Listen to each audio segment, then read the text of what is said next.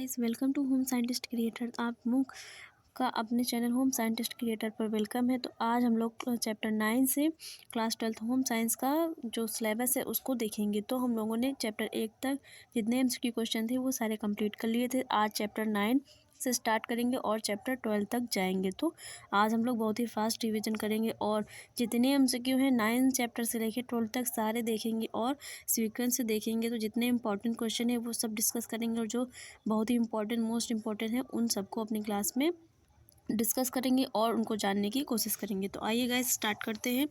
तो पहला क्वेश्चन है, यहाँ से स्टार्ट करते हैं। पहला क्वेश्चन है, प्राचीन समय में व्यापार पद्धति का प्रारंभ कैसे हुआ था? तो वस्तु विनिमय से हुआ था, शिल्प के विनिमय से हुआ था, ए और बी दोनों, इनमें से कोई नहीं, तो दोनों के उद्गम से हुआ था। अगला क्वेश्चन है, पहनने के लिए तैयार वस्त्रों का उत्पादन कब से हुआ था? तो कब से हुआ था पहनने के लिए तैयार वस्त्रों का उत्पादन? 1920 से हुआ था। फैशन व्यापार में निम्नलिखित में से क्या शामिल है? नियोजन, क्रय विक्रय, ये सभी, तो ये सभी आ जाएंगे, ये सभी फैशन व्यापार में शामिल हैं। अगला क्वेश्चन है, निम्न में फैशन क्या है? तो फैशन क्या है, किसके अंतर्गत आएगा? डिज़ाइन है, शैली है, परिधान है, विज्ञापन है, तो फैशन एक शैली है। अगला है, फैशन में विशिष्ट शैलियाँ हैं। कौन सी ऐसी शैलियाँ जो फैशन के अंतर्गत आएंगी? ये सदैव बनी रहती, आती हैं और चली जाती हैं, कभी आती हैं और कभी चली जाती है, उपरोक्त में से तो कोई नहीं, तो ये विशिष्ट शैलियाँ हैं और क्या होंगे? ये सदैव बनी रहती है। अगला है, ब्लेजर, जैकेट, पोलो शर्ट्स और चैनल सूट निम्नलिखित में से किसके उदाहरण हैं? तो किसके उदाहरण हैं? जो ये फैशन के वस्त्र हैं तो किसके उदाहरण हैं? चिरकालिक फैशन के किसके अंतर्गत आएंगे? चिरकालिक, एक मिनट गाइस, चिरसम्मत फैशन, चिरसम्मत को क्लासिक फैशन बोला जाता है। अस्थायी का मतलब होता है जो थोड़ी समय के लिए आएगा, वो स्थायी नहीं होगा। ए और बी दोनों अस्थायी फैशन के लिए, तो किसका होगा? चिरसम्मत फैशन के लिए, क्लासिक फैशन के लिए, जो हमेशा बना रहता है और कभी समाप्त नहीं होता, तो वो क्लासिक होता है, जो बहुत लंबे समय तक चलेगा। अगला है, प्राचीन और मध्यकाल में शैलियाँ थी। कौन सी शैलियाँ थी? 10 वर्षों में बदल जाती थी, 20 वर्षों में बदल जाती थी, 30 वर्षों में बदल जाती थी, पूरी शताब्दी परिवर्तित नहीं होती थी। जो प्राचीन और मध्यकाल में शैलियाँ होती थी वो पूरी शताब्दी तक परिवर्तित नहीं होती थी, तो इसमें ये वाला ऑप्शन सही हो जाएगा। अगला है, निम्नलिखित में से किस सभ्यता के फैशन परिवर्तन को बढ़ावा दिया है? तो किसे बढ़ावा दिया है? पूर्वी सभ्यता ने, मिस्र की सभ्यता ने, यूनानी सभ्यता ने, पश्चिमी सभ्यता ने। तो जो पश्चिमी सभ्यता है उसने फैशन को बढ़ावा दिया है। अगला क्वेश्चन है गाइस, हम लोगों ने क्वेश्चन नंबर 8 तक कर लिया है। तो इसमें इतने ही इंपॉर्टेंट क्वेश्चन थे, तो ये सब हमने देख लिए। अब अगला चैप्टर है, संस्थाओं में वस्त्रों की देखभाल एवं रखरखाव। तो इस लेसन के एमसीक्यू क्वेश्चन हम लोग देखेंगे। तो आइए गाइस देखते हैं, बहुत ही अच्छा रिवीजन और फास्ट करने की कोशिश करेंगे।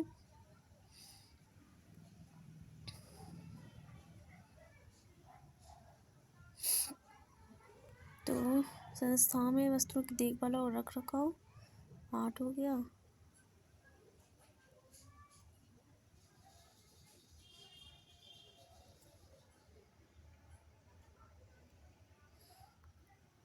तो यहाँ से देख लेते हैं। अगला क्वेश्चन है, अंतर्राष्ट्रीय फैशन में फ्रांस का प्रभुत्व कब से प्रारंभ हुआ था? तो कब से प्रारंभ हुआ था अंतर्राष्ट्रीय फैशन में फ्रांस का प्रभुत्व कब से प्रारंभ हुआ था? तो 18वीं शताब्दी से प्रारंभ हुआ था, तो इसमें ये वाला ऑप्शन सही हो जाएगा। फ्रांस में परिधान निर्माण की डिज़ाइन कला को क्या कहा जाता है? तो कुटूर कहा जाता है, और जो पुरुष परिधान के डिज़ाइनर होते हैं उनको कुटूरियर कहा जाता है, और जो महिला परिधान के पुरुष डिज़ाइनर होते हैं उनको कुटूरियरे कहा जाता है। तो ये तीनों टर्म बहुत ही इंपॉर्टेंट, इनको याद रखिएगा गाइस, ये बहुत ही इंपॉर्टेंट है और ये पूछे जाएंगे, इनके पूछे जाने के पूरे पूरे चांसेस हैं। अगला क्वेश्चन है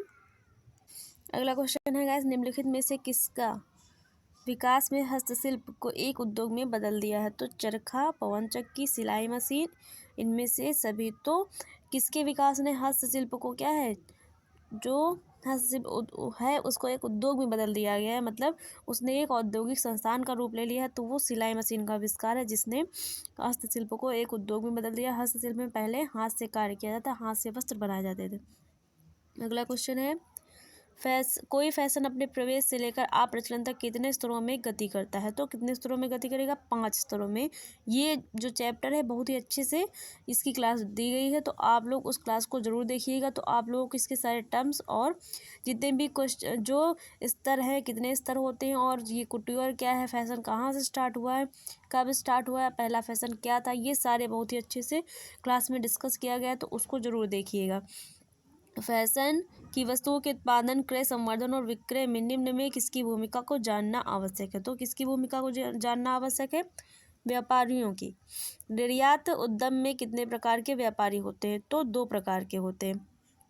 अगला है, क्रय एजेंट निम्न में किनके बीच मध्यस्थता करता है? तो उत्पादन और खरीदार व्यापारी के बीच, खरीदार और उत्पादकों के बीच, खरीदारी व्यापारी और ग्राहक के बीच। किसके बीच करेगा? तो खरीदारों और उत्पादकों के बीच करेगा। अगला है, बाजार का जननांकीय विभाजीकरण निम्न में किन आधारों पर किया जाता है? तो किन आधारों पर किया जाएगा? इन सभी आधारों पर, जनसंख्या तथा आयु के आधार पर, जेंडर और शिक्षा के आधार पर, व्यवसाय और आय के आधार पर, ये सभी। तो ये सभी ऑप्शन सही हो जाएगा। अगला है, छोटा एकल इकाई स्टोर क्या होता है? तो कौन सा होता है? ऐसा स्टोर जो पड़ोस की दुकान की तरह होता है और मालिक और परिवार द्वारा दोनों चलाया जाता है। तो ऐसा क्या होता है? एकल इकाई स्टोर होता है। दोनों ऑप्शन इसमें सही हो जाएंगे। अगला क्वेश्चन है, फैशन व्यापार में सफलता के लिए कौन सी प्राथमिक योग्यता होनी चाहिए? तो कौन सी योग्यता होनी चाहिए? उसमें आपका पूर्वानुमान योग्यता होनी चाहिए, विश्लेषणात्मक योग्यता होनी चाहिए, संप्रेषण योग्यता होनी चाहिए, ये सभी। तो ये जब सारी योग्यताएं होंगी तभी आप एक फैशन व्यापार को बहुत ही सफलता के साथ चला सकते हो और उसे आगे बढ़ा सकते हो। अगला क्वेश्चन है गाइस, अगला क्वेश्चन है, ऊष्मा एवं ध्वनि निरोधक कपड़ों का उपयोग किया जाता है। तो किसमें किया जाता है? होटलों में, अस्पतालों में, और ए बी और दोनों में, घरों में। तो किसमें किया जाएगा? ए बी और दोनों में, मतलब होटलों में भी किया जाता है और अस्पतालों में भी किया जाता है। अगला है, वस्त्रों की धुलाई है। वस्त्रों की धुलाई क्या है? विज्ञान है, कला है, कला और विज्ञान दोनों है। तो वस्त्रों की धुलाई कला और विज्ञान दोनों है। अगला क्वेश्चन है, सामान्यतः वस्त्रों की देख रेख एवं रख रखाव के लिए उपयोग में किया जाने वाला उपकरण कौन सा है? उपयोग में लिया जाने वाला उपकरण कौन सा है? तो कौन सा होता है? धुलाई के उपकरण होते हैं, सुखाने के, इस्त्री प्रेस करने की, ये सभी। तो धुलाई सामान्यतः वस्त्रों की देखरेख और रख रखाव में ये सभी उपकरण सहायक होते हैं, क्योंकि धुलाई के उपकरण भी उसमें उपयोग किए जाते हैं, सुखाने के भी और इस्त्री और प्रेस करने की भी। तो ये सभी ऑप्शन सही हो जाएगा।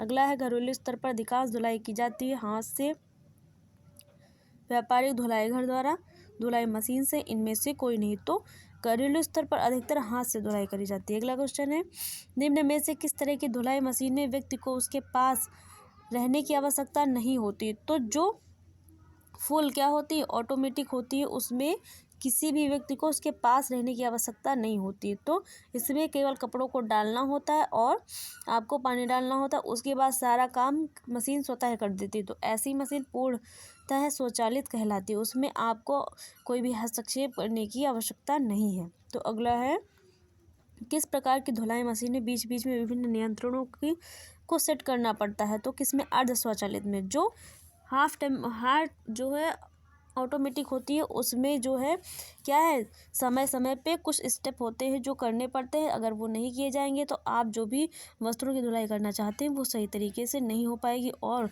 उस बीच में ही रुक जाएगी। तो वस्त्रों को पहले डालना पड़ेगा, उसके बाद पानी डालना पड़ेगा, सब डालना पड़ेगा। उसके बाद जब वस्त्र धुल जाएंगे तो उनको बाहर निकाल के दोबारा से फिर उसमें सुखाने के लिए डालना पड़ेगा। तो उसमें बीच बीच में क्या है, हस्तक्षेप करना पड़ेगा, तो वो अर्ध स्वचालित मशीन में आएगी। अगला है, ऊपर से कपड़े डालने वाली मशीन में निम्न में से किस विधि का प्रयोग किया जाता है? तो किस विधि का प्रयोग किया जाएगा? ऊपर से कपड़े डालने वाली मशीन में अलोड़न विधि और स्पंदन विधि, इन दोनों का प्रयोग किया जाता है, अपवातन का प्रयोग नहीं किया जाता है। अगला है, सामने से भराई करने वाली धुलाई मशीन में निम्न में से किस विधि का प्रयोग किया जाता है? तो अवपातन विधि का प्रयोग किया जाता है। तो इसमें ये किया जाएगा, भराई और धुलाई वाली मशीन में अवपातन विधि का प्रयोग किया जाता है, और ऊपर से कपड़े डालने वाली जो मशीन होती है उसमें अलोड़न विधि और स्पंदन विधि का उपयोग किया जाता है। तो क्वेश्चन नंबर 8 तक हम लोगों ने कर लिया है। अगला क्वेश्चन है, धुलाई मशीन में चक्रण की उपयुक्त गति कितनी होती है? तो जो धुलाई मशीन में उपयुक्त चक्रण की गति है वो 600 से 620 आरपीएम होती है। आरपीएम का मतलब होता है राउंड पर मिनट, इसका मतलब होता है राउंड पर मिनट। अगला है व्यापारिक और संस्थागत स्तरों पर कपड़ों को सुखाने के लिए किसका प्रयोग किया जाएगा? तो शुष्ककों का प्रयोग किया जाता है जो कपड़ों को सुखाने का कार्य करते हैं। अगला है कपड़ों को धोने के पश्चात पड़ी सिलवटों को दूर करने के लिए निम्न में से किसका प्रयोग किया जाता है? तो कपड़े जो धुलने के बाद उसमें जो सिलवटें आ जाती हैं उनको दूर करने के लिए इस्त्री का प्रयोग किया जाता है। अगला है पर्दे, चादर इत्यादि के लिए किस प्रकार की इस्त्री का प्रयोग होता है? तो किस प्रकार की इस्त्री का प्रयोग होता है? भारी इस्त्री का। आप लोगों ने देखा भी होगा जो लॉन्ड्री होती है वहाँ पे जो इस्त्री होती है कपड़ों को इस्त्री करने के लिए वो बहुत ही भारी होती है, जिससे दबाव के कारण कपड़ा कितना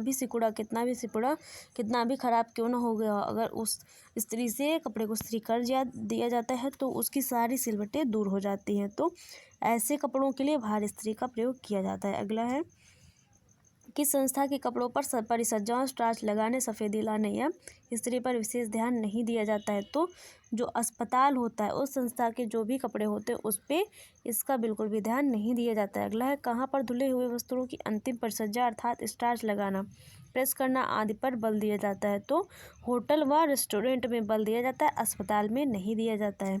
तो गैस ये छोटे छोटे पॉइंट आप ज़रूर ध्यान रखिएगा। अगला है धुलाई प्रबंधन पाठ्यक्रम पूर्ण कर चुके व्यक्ति कहाँ पर कार्य कर सकते हैं? तो कहाँ पे कार्य कर सकते हैं वो? रेलवे स्टेशन पे, अस्पतालों में, होटलों में, ये सभी में। तो जो धुलाई प्रबंधन पाठ्यक्रम पूर्ण कर चुके हैं वो इन सभी स्थानों पर कार्यरत हो सकते हैं। अगला क्वेश्चन है, अब हम लोगों ने चैप्टर 10 तक कंप्लीट कर लिया। इसके बाद चैप्टर 11 है आतिथ्य प्रबंधन। तो अब इसको हम लोग देखेंगे, इसके जितने एमसीक्यू इंपॉर्टेंट है वो सारे लगाएंगे। आइए गाइस देखते हैं। तो पहला है निम्नलिखित में किस सभ्यता में आतिथ्य को भगवान के समान माना जाता था? तो वो पहली भारतीय सभ्यता थी जिसमें अतिथि को भगवान के समान माना जाता था। निम्नलिखित में से किसमें कमरे के समीप पार्किंग की सुविधा मिलती है? तो जो मोटल होता है, जो मोटल वाला जो सुविधा होती है, जो संस्थान होता है उसमें कमरे के सामने ही गाड़ी को पार्क करने की सुविधा मिलती है। अगला क्वेश्चन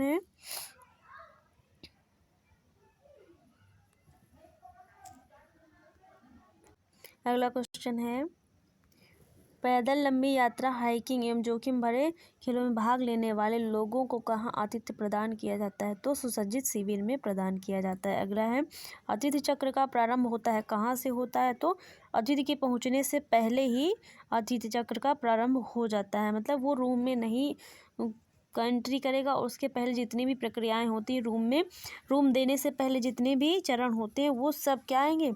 आतिथ्य चक्र में काउंट किए जाते हैं। अगला है आतिथ्य चक्र की तीसरी अवस्था कौन सी होती है? जब उसका कमरे पर आधिपत्य हो जाता है, मतलब जब वो चेक इन करके रूम में आ जाता है तो आधिपत्य जब हो जाता है तो वो तीसरी अवस्था होती है। अगला है निम्नलिखित में से किस आतिथ्य प्रबंधन का प्रमुख विभाग कौन सा है? तो कौन सा होगा? प्रमुख कार्यालय, गृह व्यवस्था विभाग, सहायक सेवा, ये सभी। तो ये सभी हो जाएगा क्योंकि ये सभी एक आतिथ्य जो प्रबंधन संस्थान होता है उसके भाग होते हैं। अगला है अतिथि चक्र अधिकांशतः आतिथ्य प्रबंधन के किस विभाग के अंतर्गत आता है? तो किस विभाग के अंतर्गत आएगा? प्रमुख कार्यालय के अंतर्गत आएगा। निम्नलिखित में से किस विभाग का प्रमुख कार्य स्वच्छता एवं साफ सफाई बनाए रखना है? तो गृह व्यवस्था विभाग का कार्य होता है ये। होटलों के विभिन्न भागों में काम करने वाले कर्मचारियों तक सूचना पहुंचाता है कौन पहुंचाएगा? जो ये सूचना पहुंचाने का कार्य जो गृह व्यवस्था नियंत्रण डेस्क होगा वो करेगा। बड़े होटलों में समय सारणी कौन तैयार करता है? तो सहायक गृह अनुरक्षक जो होता है वो तैयार करता है। अगला है किसी भी संगठन, दफ्तर, होटल का एक अनिवार्य भाग कौन सा होता है? कौन है? जो स्वच्छता है वो किसी भी संगठन, दफ्तर और होटल का एक अनिवार्य भाग है। अगला क्वेश्चन है सतहों एवं पदार्थों को साफ करने के लिए निम्न में से किस कारक का उपयोग किया जाता है? तो अमोनिया, सिरका, डिटर्जेंट, इन सभी का उपयोग किया जाता है। अगला है पर्यावरण संरक्षण एवं पारिस्थितिकी अनुकूलता के लिए होटलों में निम्न में से किस कारक का प्रयोग किया जाना चाहिए? तो जैव सूती चादरें, रसायन मुक्त धुलाई चक्र, जैव निम्नीकरण युक्त पदार्थ, ये सभी। तो इन सभी का प्रयोग किया जाना चाहिए। अगला क्वेश्चन है गाइस, हम लोगों ने क्वेश्चन 13 तक कर लिया है। अगला है होटल संस्थाओं में सहायक विभाग, सेवा और क्या कहा जाता है? तो होटल संस्थाओं में सहायक सेवा विभाग को और क्या कहा जाएगा? बैक ऑफिस कहा जाता है। बैक ऑफिस, बैंक ऑफिस नहीं, बैक ऑफिस कहा जाता है। किसी भी सफल संस्थान एवं व्यवसाय का आधार क्या होता है? तो जो प्रबंधन होता है उसी पे किसी भी संस्थान का जो व्यवसाय होता है वो टिका होता है। अगर किसी संस्थान या व्यवसाय का प्रबंधन अच्छा नहीं है तो वो क्या है, आगे प्रगति नहीं कर पाएगा और वहीं पे समाप्त हो जाएगा।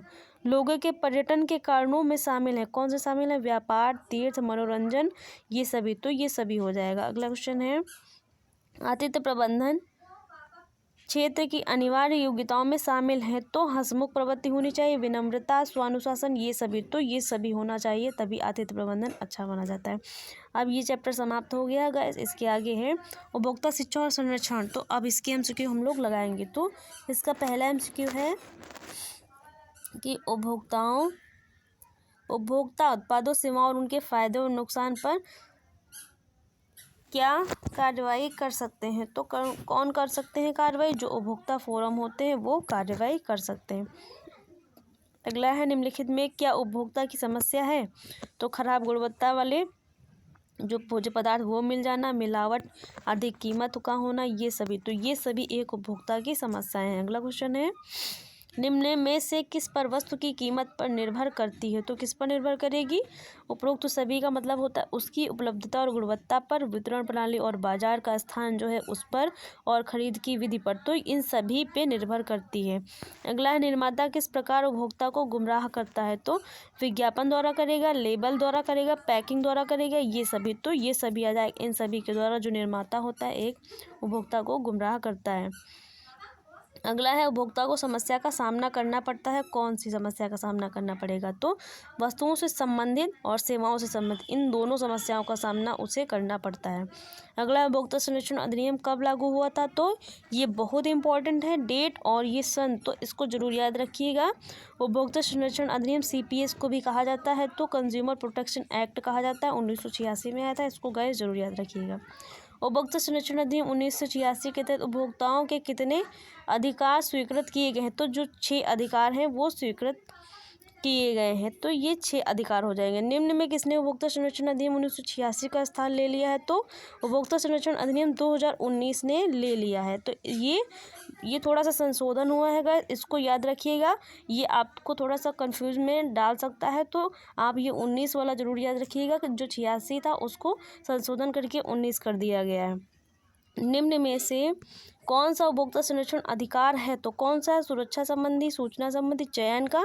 तो ये सभी हो जाएगा। इसमें 3 है, 3 और होते हैं, 6 हो जाते हैं पूरे। तो गाइस इतनी समझ में आ गए होंगे आपको। अगला क्वेश्चन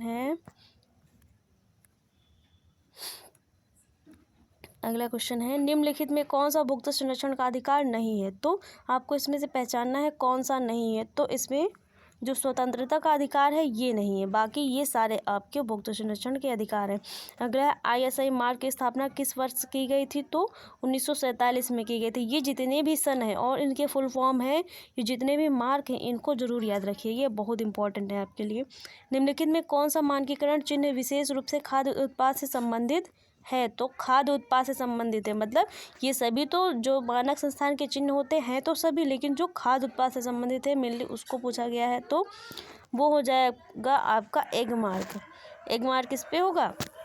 और फल उत्पाद का होगा, जो खाने पीने वाली वस्तुएं होती उन पे लगा होता है। अगला क्वेश्चन है, निम्न कौन सा ऊन या ऊनी वस्त्रों की अच्छी गुणवत्ता के लिए अंतर्राष्ट्रीय ऊन सचिवालय का मानक चिन्ह है? तो ऊन के लिए है केवल वो, तो ऊन के लिए कौन सा हो जाएगा? वूल मार्क हो जाएगा। निम्नलिखित में से कौन सा बहुमूल्य धातुओं प्लेटिनम, सोना, हीरा आदि की शुद्धता और उत्कृष्टता को प्रमाणित करता है? तो कौन करता है? हॉल मार्क करता है।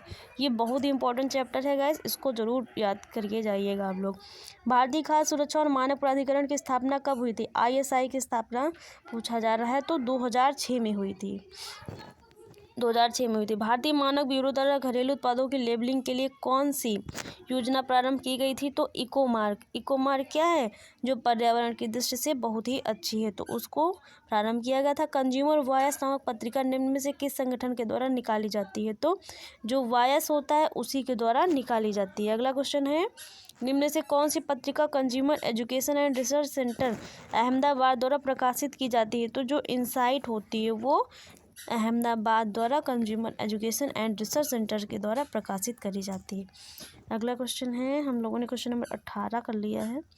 19 दो और बच्चे हैं गाइस, इतने कर लेते हैं बस, उसके बाद नेक्स्ट क्लास में हम लोग करेंगे। तो 19 है, चॉइस पत्रिका किस संगठन द्वारा प्रकाशित करी जाएगी? तो ऑस्ट्रेलियाई कंज्यूमर के द्वारा प्रकाशित करी जाएगी। अगला है, उपभोक्ता शिक्षण एवं संरक्षण विषयों में शिक्षा प्राप्त करने के पश्चात निम्न में से किस क्षेत्र में रोजगार प्राप्त किया जा सकता है? तो भारतीय मानक ब्यूरो, विपणन और निरीक्षण निदेशालय में एक उद्यमी के रूप में उपरोक्त सभी क्षेत्रों में आप रोजगार प्राप्त कर सकते हैं। तो गाइस, आप लोग को अगर वीडियो अच्छी लगी हो तो वीडियो को लाइक और शेयर जरूर करिएगा और चैनल को सब्सक्राइब करना मत भूलिएगा। आपको ऐसे ही अच्छे अच्छे क्वेश्चन और क्लासेस लेके इस चैनल पे आपको मिलती रहेंगी। तो आपको अगर बहुत चैनल अच्छा क्लासेस अच्छी लगी हो तो चैनल को ज्वाइन करना मत भूलिएगा और हमारे चैनल के साथ जुड़े रहिए। आपको एग्ज़ाम तक सारे चैप्टर, बहुत इंपॉर्टेंट क्वेश्चन जितने भी हैं वो सारे रिवीजन करवा दिए जाएंगे। तो मिलते हैं नई क्लास में गाइस।